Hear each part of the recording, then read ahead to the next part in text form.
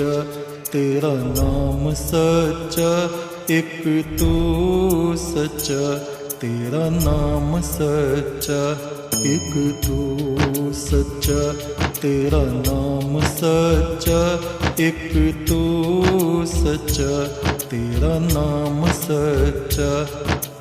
कोई नहीं तेरे जैसा तेरे सिवा, एक तू सच्चा, तेरा नाम सच्चा। सब जगह तेरी रोशनी का दरिया, एक तू सच्चा, तेरा नाम सच्चा। सब बीमार तू बीमारों की दवा, एक तू सच्चा, तेरा नाम सच्चा। बेहतर है बहस से जिक्र तेरा, एक तू सच्चा, तेरा नाम सच्चा। ये मेरा जिस्म है महल तेरा, जहाँ रात दिन चमके नूर तेरा। इस नूर का तवाफ करे सातों आसमां, हर फरिश्ता नूर में करे सजदा। एक तू सच्चा, तेरा नाम सच्चा, एक तू सच्चा, तेरा नाम सच्चा।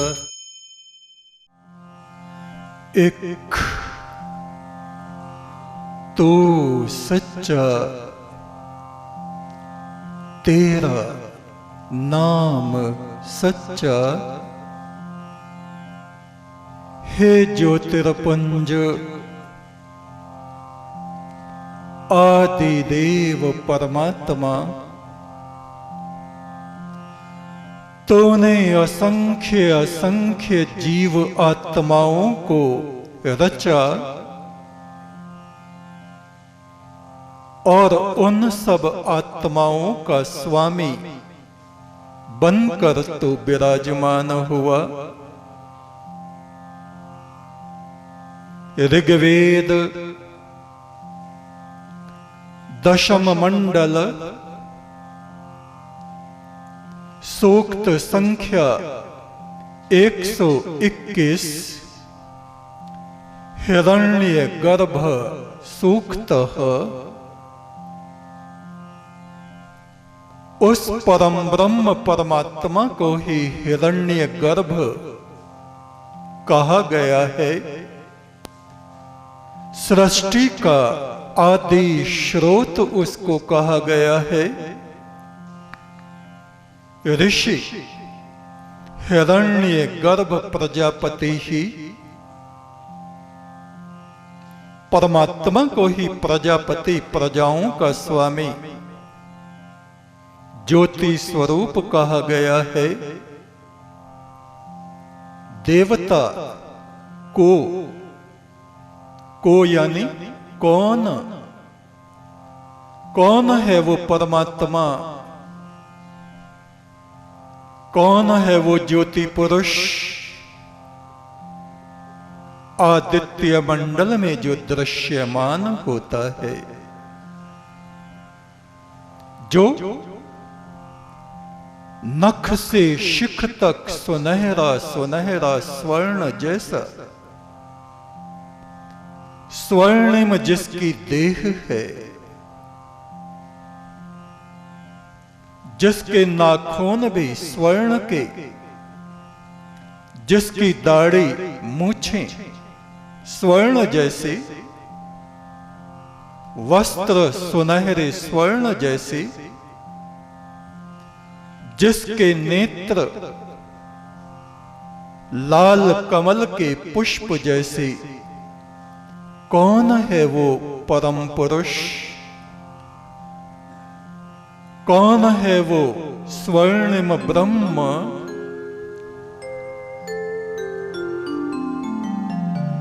छंद त्रिष्टुप स्वर धैवतः। वेद मंत्रों का पाठ करते समय हमें कुछ बातों पर विशेष ध्यान देना चाहिए। इन मंत्रों का ऋषि कौन है?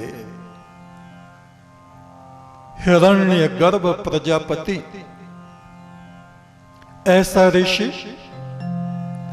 जिसने ईश्वर के ज्योति स्वरूप को अपनी अंतरात्मा में ग्रहण कर लिया है, धारण कर लिया है। ज्योति पुरुष के रूप में जो ऋषि उस परम ब्रह्म परम पुरुष की स्तुति कर रहा है, उद्गीत गा रहा है, साम गा रहा है, सामगान गा रहा है, ऐसा ऋषि देवता यानी परमात्मा के किस स्वरूप का वर्णन इन मंत्रों में किया जा रहा है? प्रश्न, वो कौन है? वो कैसा है? वो कहां है? ये प्रश्न है। ओम हिरण्यगर्भः समवर्तताग्रे भूतस्य जातः पतिरेक आसीत् सदाधार पृथ्वीम् ध्यामुते माम् कस्मै देवाय हविषा विधेम।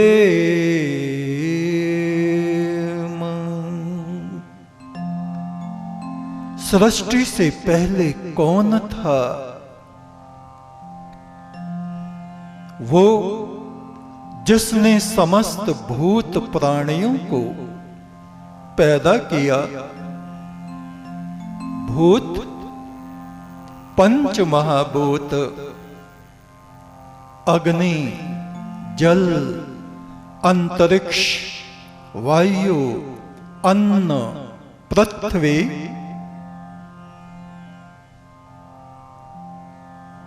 कौन था वो सृष्टि से पहले जिसके सुनहरे पुंज से, गर्भ से ये संसार उत्पन्न हुआ, पंचभूत उत्पन्न हुए, सब जीव आत्माएं उत्पन्न हुई और उन उत्पन्न हुओं का वो एकमात्र अधिपति बनकर विराजमान हुआ। पृथ्वी, अंतरिक्ष, ब्रह्मांड जिसके स्वर्ण आभा में लीन थे, कौन है वो? आदि देव, आदि पुरुष, ज्योति पुरुष, जिसकी मैं स्तुति करूं, जिसका मैं उद्गीत गाऊं, जिसका मैं सामगान गाऊं, जिसको मैं अपनी श्रद्धा की आहुति अर्पित करूं। समस्त भूतों का सार ये पृथ्वी है। पृथ्वी का सार जल है, जल का सार वनस्पति औषधियां हैं, औषधियों का सार पुरुष है, पुरुष का सार वाक है, वाणी। वाणी का सार ऋक् है। ऋग्वेद, ऋचाएं, ऋक् माने स्तुति, और स्तुति का सार साम गायन है, संगीत है, सुंदरता से वर्णन करना उसकी आत्मा है। और साम का सार रस क्या है? उद्गीत है, परमात्मा है, ब्रह्मनाद है, प्रणव है, जो समस्त सृष्टि में गुंजायमान हो रहा है।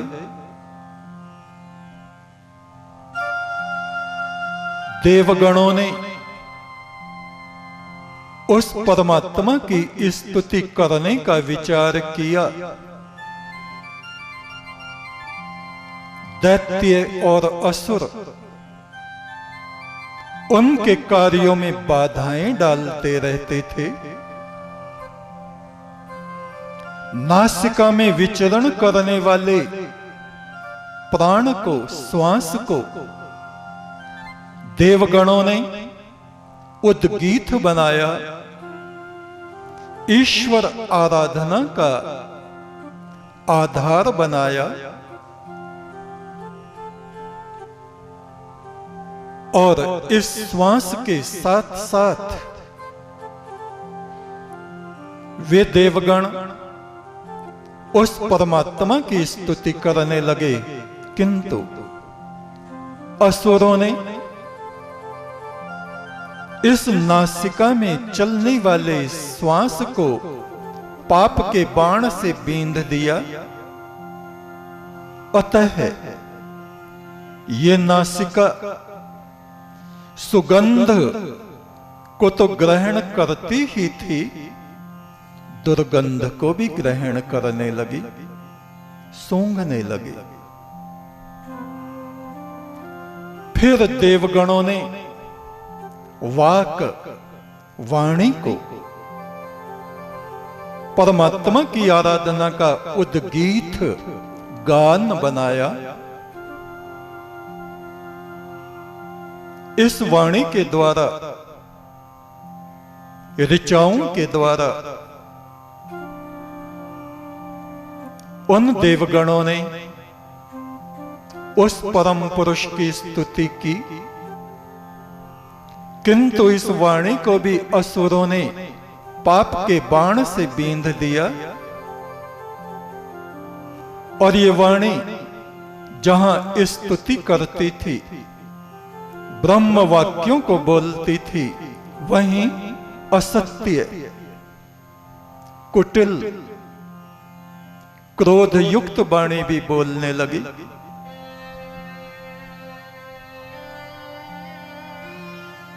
इसमें भी देवता सफल नहीं हो पाए। फिर उन्होंने चक्षु, नेत्रों को उद्गीत बनाया। वे संसार में उस परम ब्रह्म की आभा को सब में देखने लगे, किंतु असुरों ने नेत्रों की इन शक्ति को भी पाप के बाण से बींध दिया। और वे देवगण जहां ब्रह्म भाव सब में देखते थे, वे दूसरों के अवगुणों को भी देखने लगे और दोष दृष्टि होने से उनके भीतर विष की किरणें आने लगी और वे शुद्ध तरीके से उस परम ब्रह्म की आराधना नहीं कर पाए। फिर उन देवगणों ने श्रोत, श्रवण शक्ति, कानों को उद्गीत बनाया कि हम सदा ब्रह्म वचन सुनेंगे, वेद वचन सुनेंगे, सत्पुरुषों के और ऋषियों के वचन सुनेंगे, किंतु असुरों ने इस श्रवण शक्ति को भी पाप के बाण से बींध दिया। जहां वे ऋषि मुनियों के ब्रह्म वाक सुनते थे, वे संसारिक लोगों के निंदा, चुगली, बुरी से बुरी बातें भी सुनने लगे और विष इन श्रवण शक्ति के द्वारा उनके भीतर विष पाप उनमें प्रवेश करने लगा। फिर उन देवगणों ने हृदय को, चिंतन को परमात्मा की स्तुति का आधार बनाया और वे अपने चिंतन में हृदय से, हृदय की गहराई से उस परम ब्रह्म का गान गाने लगे, स्तुति करने लगे मन ही मन में। किंतु असुरों ने यहां भी इस मन को, हृदय को, चिंतन को भी बींध डाला और हृदय में जहां ब्रह्म विचार आते थे, वहां बुरे बुरे विचार भी आने लगे और यहां भी वे देवगण असफल हो गए। अब क्या करें? अब उन्होंने इस विश्व ब्रह्मांड में व्यापक, अपने शरीर में व्यापक मुख्य प्राण को, मुख्य प्राण, हमारे शरीर में 5 तरह के प्राण हैं। एक जो प्राण वायु हम अंदर खींचते हैं, ये मुख्य प्राण है। दूसरा जो सांस हम बाहर फेंकते हैं, वो है अपान, फिर उदान, फिर समान, फिर व्यान, सांस अंदर लेना और बाहर छोड़ना। इनके बीच में जो स्थिति है व्यान, वहां ना प्राण है ना अपान है, शून्य की अवस्था। और वहां उन्होंने देखा नाद ब्रह्म गूंज रहा है। सांस की गति को थोड़ी समय के लिए रोक के देख भी लो। रुके हुए सांस में भीतर ब्रह्मनाद, और स्पष्ट सुनना हो तो कानों को बंद करें। वो ही गुंजार आकाश में हो रहा है, वो ही हमारे शरीर में घट आकाश में हो रहा है। इसको ऋग्वेद ने कहा प्रणव, साम वेद में इसको कहा गया उद्गीत। समुद्र उद्गीत गा रहा है, घोष उठ रहा है समुद्र की लहरों में। एक तो सच्चा तेरा नाम सच्चा, परमेश्वर सच्चे बादशाह। एक तो सच्चा तेरा नाम सच्चा, परमेश्वर सच्चे बादशाह।